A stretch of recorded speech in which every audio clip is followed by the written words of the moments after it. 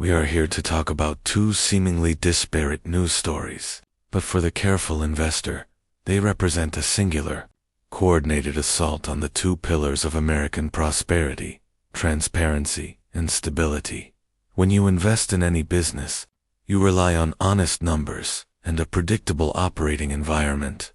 When you invest in America, the largest, most important corporation in the world, you must demand the same. What we saw today from the leadership is not governance. It is a profound failure of fiduciary duty, presented as spectacle.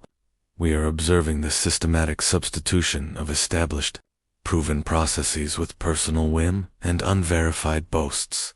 The first issue involves the nation's drug interdiction efforts, where the president was asked to release a second video of a boat strike. He refused transparency and, instead, offered a set of figures that defy financial gravity. He claimed, "We saved 25,000 American lives, and that the drugs coming in through the sea are down 91%. Now, in business, when a CEO throws around figures like 91% success and 25,000 lives saved that are utterly unverified and disconnected from any verifiable data stream, we call that accounting fiction. It is an attempt to manufacture a false sense of intrinsic value based on emotional appeals rather than documented performance. Where's the footnote? Where's the audit trail for 25,000 lives? The purpose of this spectacular boast is simple: to justify the lack of transparency, not releasing the video, and to prevent any deep scrutiny of the overall operational strategy. This is a betrayal of the shareholder, the American taxpayer. Our investment in government should be measured by truthful, audited numbers, not by sensational, self-aggrandizing statistics meant for a political rally. When the management lies about the numbers, you know they are covering up a major operational deficit.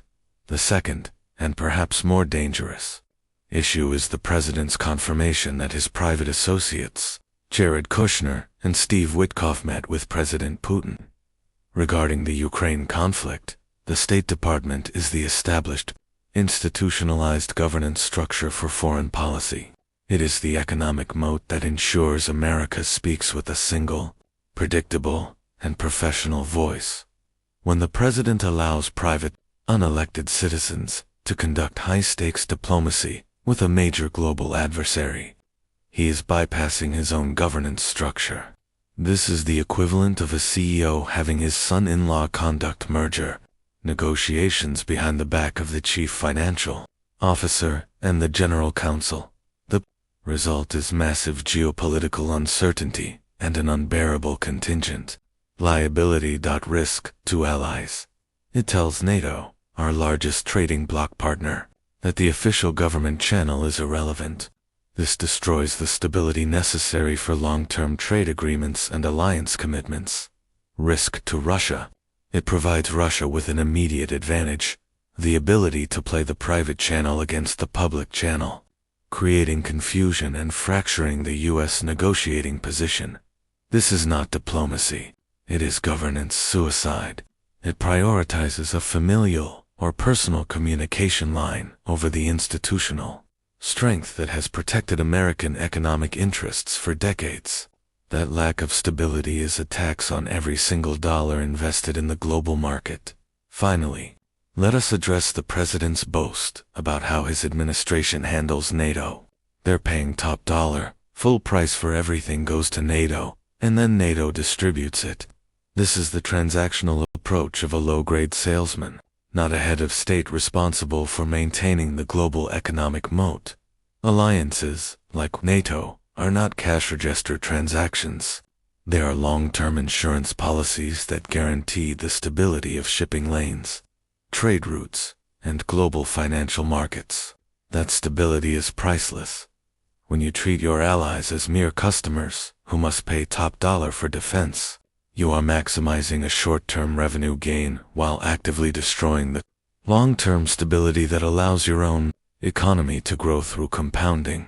You do not protect your future by making your partners resentful and insecure. You protect it by making your partnerships resilient and reliable. The former approach leads to chaos. The latter leads to sustainable shareholder returns. The consistent pattern. Here is a management style that prioritizes personal brand, unverified success claims, and private loyalty over the institutional transparency, verified metrics, and alliance stability that underpin the world economy. The American shareholder must recognize these actions for what they are: reckless attacks on the nation's intrinsic value. You cannot build long-term, compounding wealth when the leadership is actively destroying the foundation of trust, process, and predictability. The markets demand honesty and order. Today, we received only fiction and chaos.